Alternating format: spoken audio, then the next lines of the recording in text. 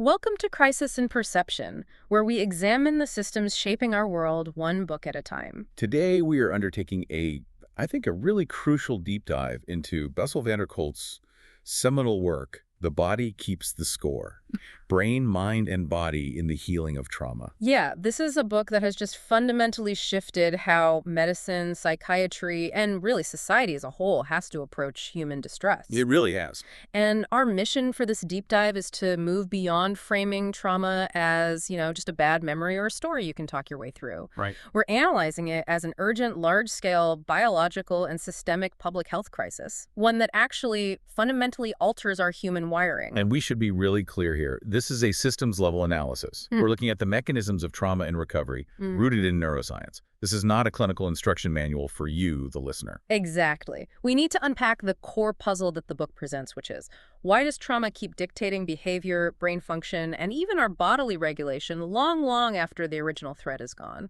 And crucially, why is it that when people show the resulting behaviors, the numbness, the explosive rage, the constant, looking over your shoulder, The hypervigilant. the hypervigilance, exactly.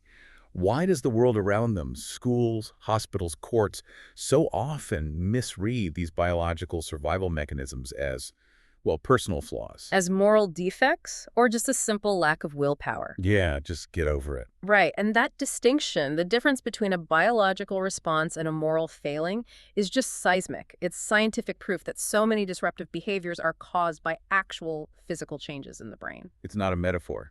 The brain architecture changes. To really get the gravity of this, we have to start with the man who built the argument, Bessel van der Kolk, and the origin story of this whole revolution in thinking. Van der Kolk's early career, it started with this deep curiosity.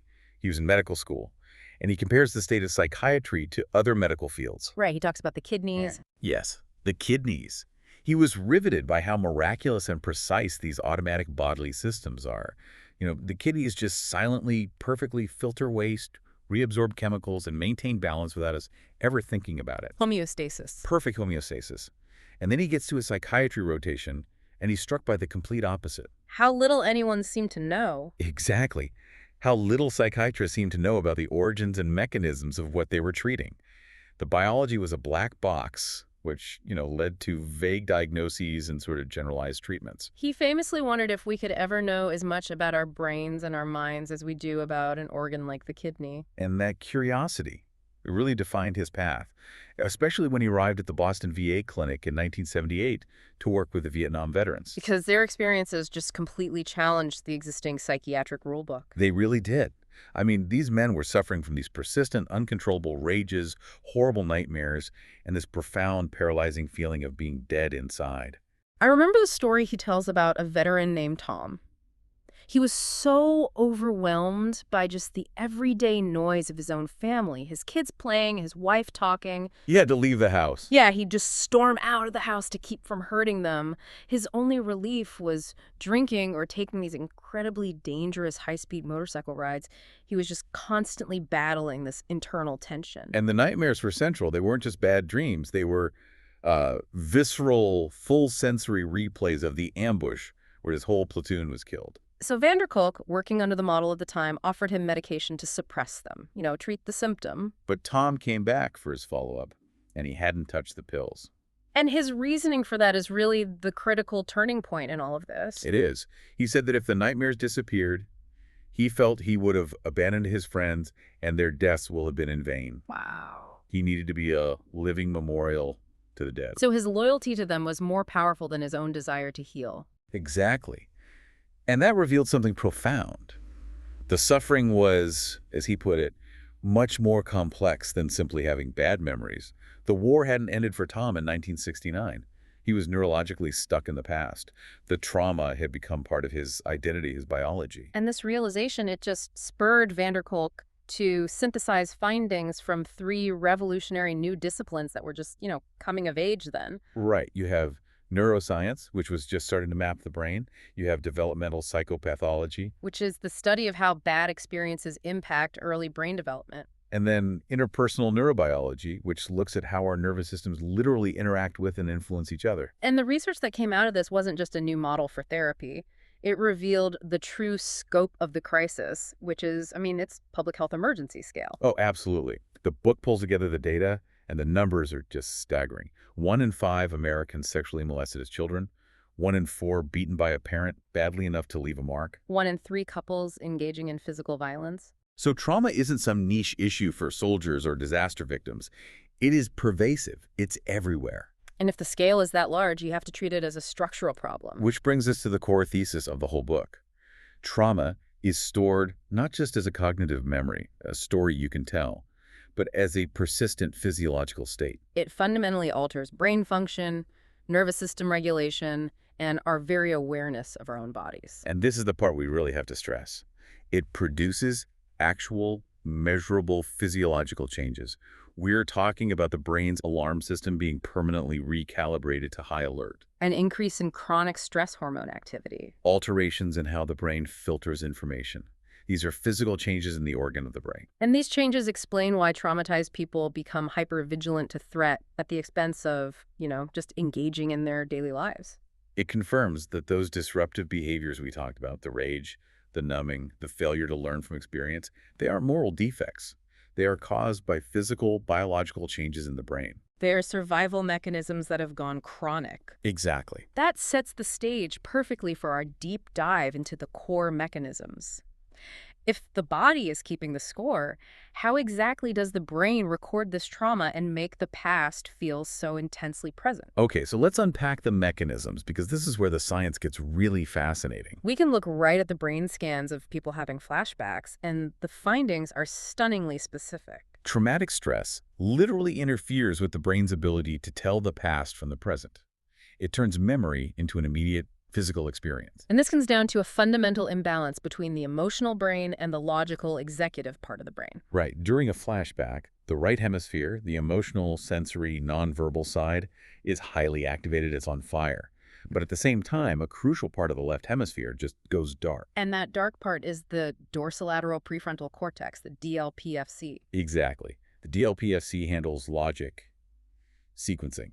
It's basically the brain's timekeeper. Its job is to contextualize an event, to put a date stamp on it. So when the scans show that the DLPFC is deactivated, the person literally loses their sense of location in time. Yes. The emotional system is screaming, danger, but the brain's highest executive function can't step in and say, hey, this happened in 1971, and you're safe in this room right now. So the sensory and emotional experience is relived as if it's happening right now. It's timeless. That is the biological definition of timeless reliving. The trauma isn't being remembered in a narrative sense. It's being re-experienced, unfiltered by logic or the awareness that the threat is over. And it's not just the timekeeper that shuts down. The medial prefrontal cortex, the MPFC, is also deactivated. Which is so important. The MPFC is essential for self-awareness and, critically, for dampening the brain's fear response. It's the watchtower. The executive commander. Yes. When it's out of commission, the system is running without a supervisor to organize or inhibit those hardwired automatic emotional reactions. You lose the ability to reflect on what you're feeling, that little bit of psychological distance you need to say, okay, I am feeling rage, but I don't have to act on it. That's gone.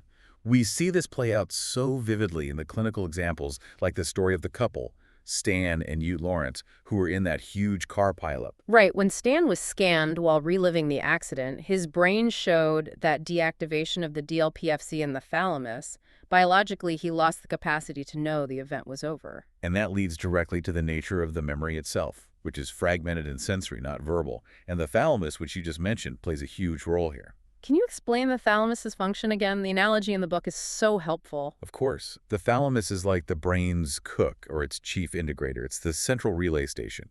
It collects every raw sensory input sites, sounds, smells, physical sensations, emotions, and it integrates them into one cohesive story. A memory. An autobiographical memory.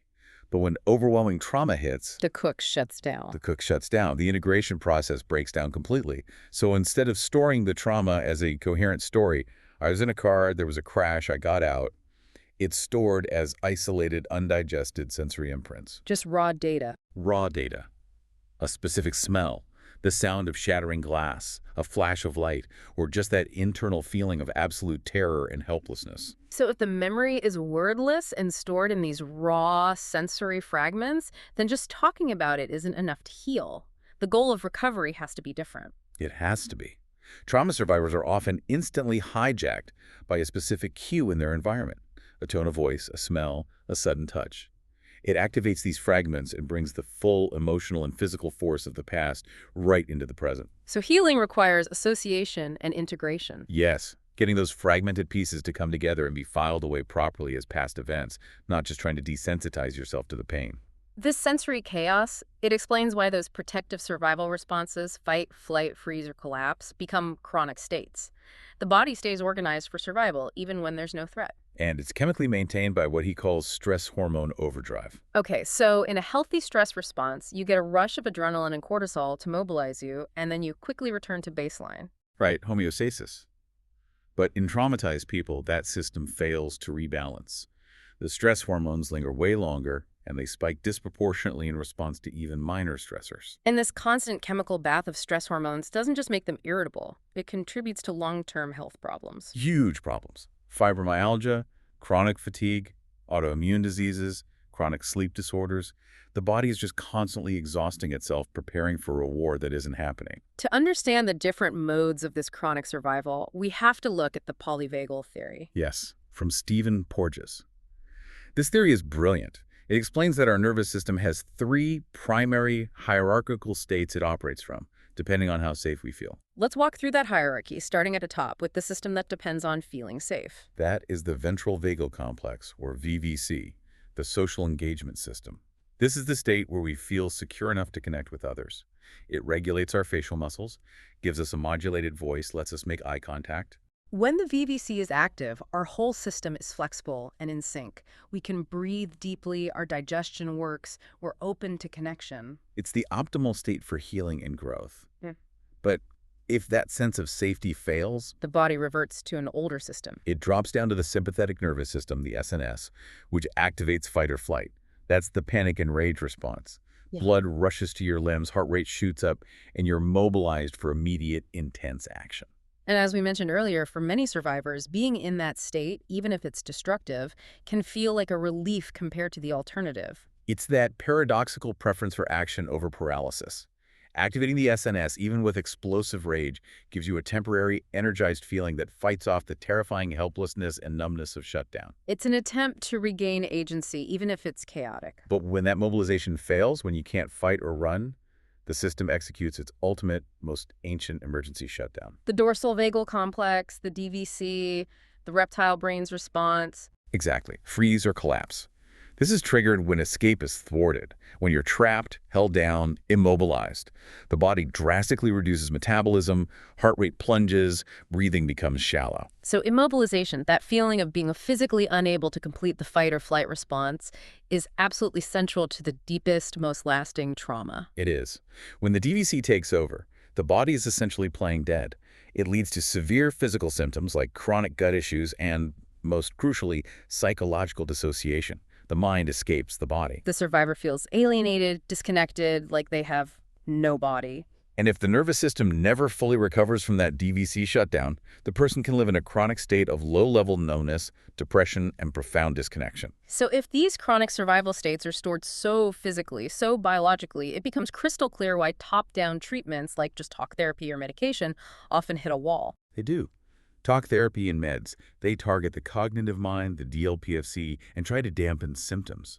But they really struggle to alter the automatic physical and hormonal responses stored deep in the body, that hyperactive smoke detector, the amygdala. You can talk about the trauma for years, but if your body is still physically preparing for a predator, you haven't healed. Exactly. So healing requires a different approach. It has to restore these fundamental biological functions. Bodily regulation, agency, that feeling of being in charge of your own life and presence. Being firmly rooted in the present. Both physically and emotionally, yes. This is what he calls limbic system therapy, accessing the emotional brain to repair those faulty alarm systems. And it often requires bottom-up physical experiences that directly contradict the original feeling of helplessness or collapse. Can you give an example of what that looks like? Sure. If the trauma involved being unable to move, Healing might involve, in a very safe and controlled environment, physically experiencing fighting back or running away. So the body learns, without words, that it has options now. That's it. This is where methods that include movement, touch, and physical action are just paramount. And central to all of this is restoring body awareness, or what's called interoception. Right.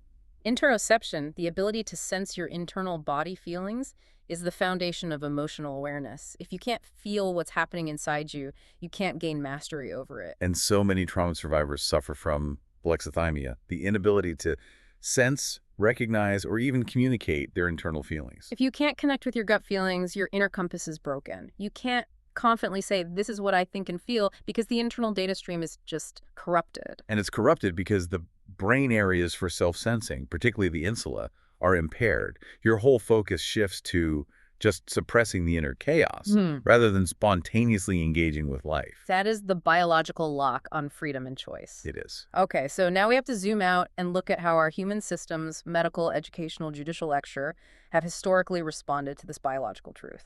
And the institutional response has largely been one of denial and misdiagnosis.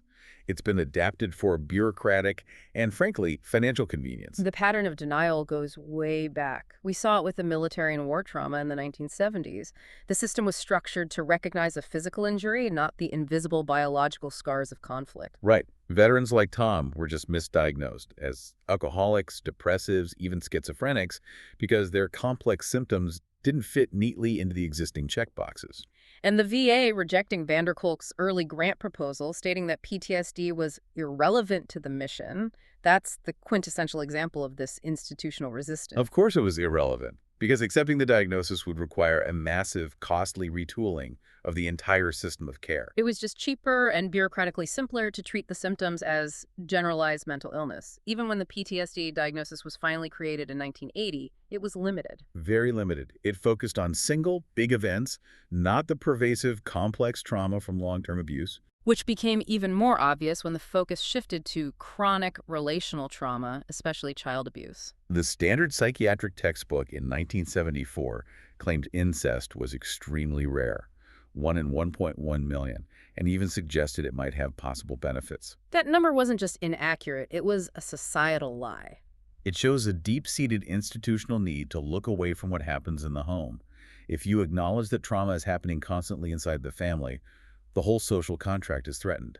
So the system pathologizes the victim later in life instead of confronting the source. This denial just continued when research started connecting severe childhood abuse to the diagnosis of borderline personality disorder, or BPD. Yeah, research in the 80s and 90s showed that an overwhelming 81% of patients diagnosed with BPD had severe histories of childhood abuse or neglect, often starting before they were 7. And BPD, with its unstable relationships, extreme mood swings, self-destructive behavior, it was treated as a fundamental personality defect. But seeing those symptoms as the long-term biological effects of early brutalization, as a complex adaptation to trauma, that's a complete paradigm shift. Okay, so if the vast majority of BPD diagnoses are fundamentally rooted in trauma, why did the institutional system, especially the DSM, fail to recognize the criteria for developmental trauma disorder, or DTD, when it was proposed? That seems like a massive systemic failure. It was, and the resistance came from a few powerful places. First, ideology. BPD is entrenched, and changing the diagnostic manual is a monumental task. And second, financial incentives. Big time. The whole movement in psychiatry toward a brain disease model favored efficient drug regimens, better living through chemistry. Drug protocols are much easier to measure, to bill for, and to manage than complex multi-year body-based therapies. Precisely. DTD would demand holistic, specialized, trauma-informed care for every child and adult who fit the criteria. That's expensive and complicated. Sticking with BPD allows the system to focus on symptom suppression with medication. Which often leads to long-term dependence. Yes. The analogy of treating trauma survivors like kidney patients on dialysis is perfect. It focuses on managing a permanent disability rather than healing the root cause. It's an effective business model, but it's a failure of care. And this creates a devastating feedback loop of misinterpretation. It does. The traumatized person who's experiencing intense internal dysregulation, say, chronic stomach cramps, might find that doctors respond much better when they present a physical symptom rather than vague psychological distress. So they learn to translate their stress into a physical ailment.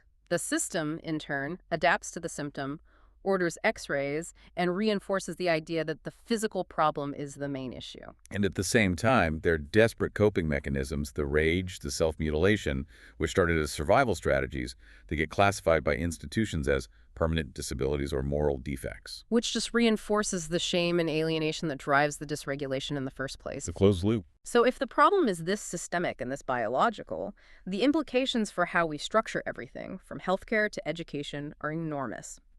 Let's pivot to those present-day implications, starting with mental health treatment models. Given the embodied nature of trauma, treatment models have to be truly multifaceted. They have to actively rewire the brain.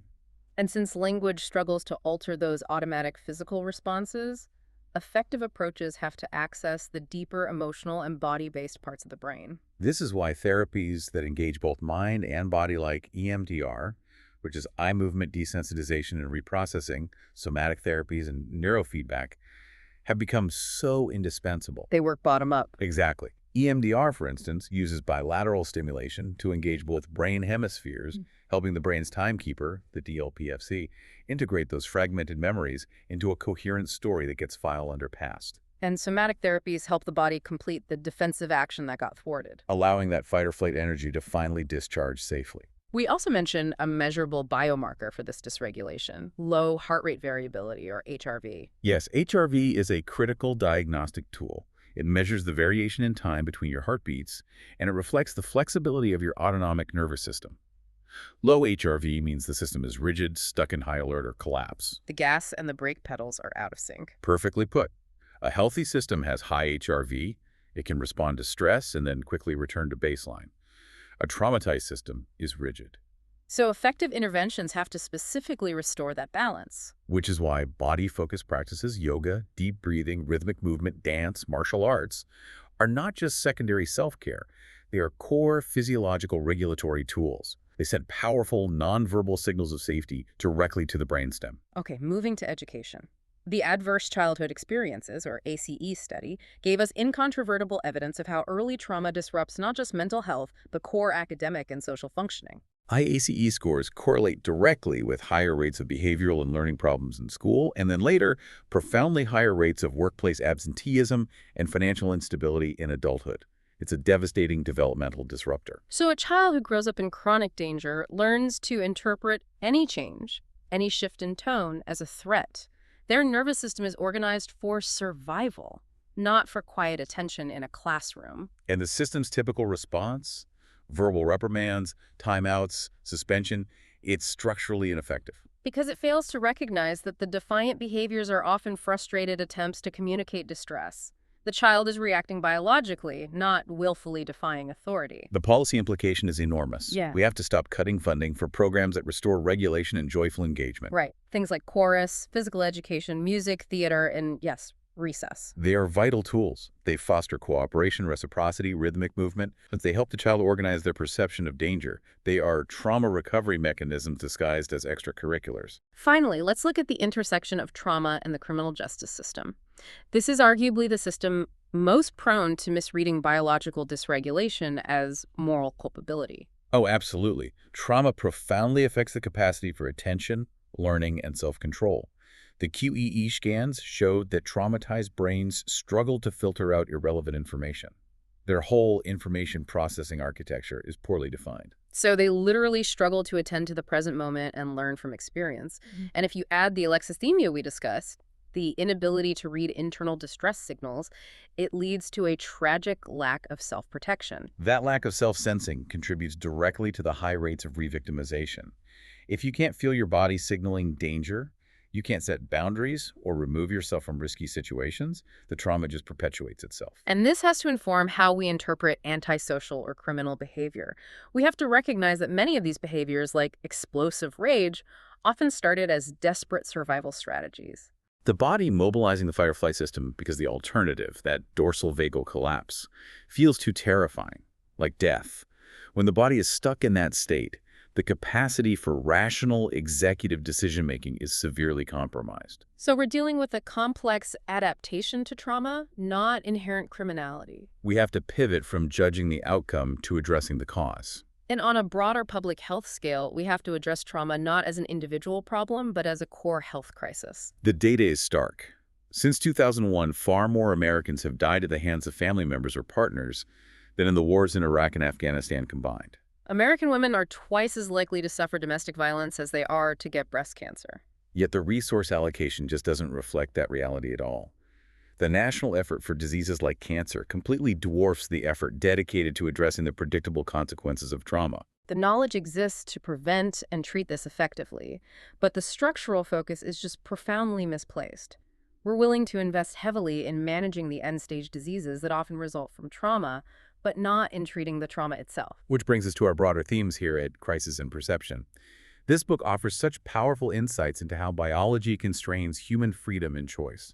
We often assume people have full cognitive autonomy, but the physiological imprint of trauma proves that's not always the case. The persistence of stress hormones, the chronic activation of defense systems, it creates a biological trap.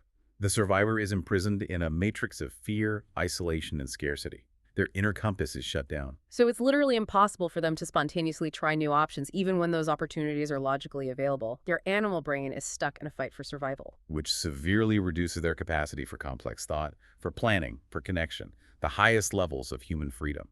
Their choices are biologically limited. This leads right to the conclusion that perception cannot be separated from our bodily state. Kolk emphasizes that the experience of safety is a physiological state. It's built on a foundation of feeling internally regulated. And that alexithymia, the inability to observe your own visceral sensations, is profound disconnection of mind and body. It makes it impossible to achieve a robust sense of self. How can you say, this is who I am and what I want, if you can't trust the data from your own body? And perception itself is physically altered. The brain struggles to filter stimuli, so the world feels constantly noisy and threatening. People become hyper-responsive to sound and light. It's a brain on guard, keeping them imprisoned in the past. And this physiological reality explains that core systemic misreading. How institutions confuse trauma symptoms with moral failure.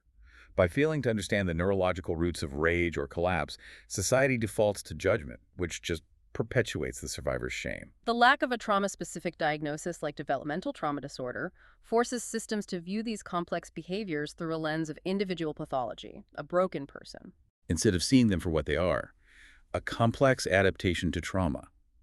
A statement about a biological system functioning under impossible constraints. If we were to fully integrate the biological truth of trauma, our systems, prisons, schools, hospitals would have to fundamentally reorganize, treating safety and regulation as primary goals. So to synthesize this whole deep dive, we've confirmed that processing trauma requires so much more than cognitive understanding, more than just telling the story. The physical experience, the overwhelming emotion, and fragmented sensations, they have to be integrated.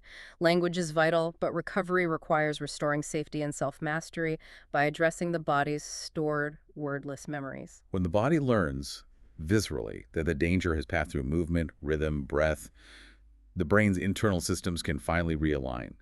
Agency and the capacity for spontaneous, joyful engagement with life can return. And critically, recovery is profoundly relational. It's not just an individual journey. It draws on our human wellsprings of cooperation and reciprocity, things that are essential for turning off the defensive system and fostering connection.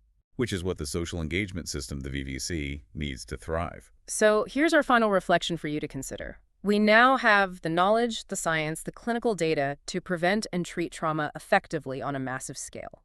And if major societal advances have historically grown out of collective trauma, like the GI Bill after World War II, how can we, as a society now recognizing our own pervasive trauma, use this understanding of the body and brain to commit to real structural healing, rather than just punishing or medicating the symptoms of our deepest wounds?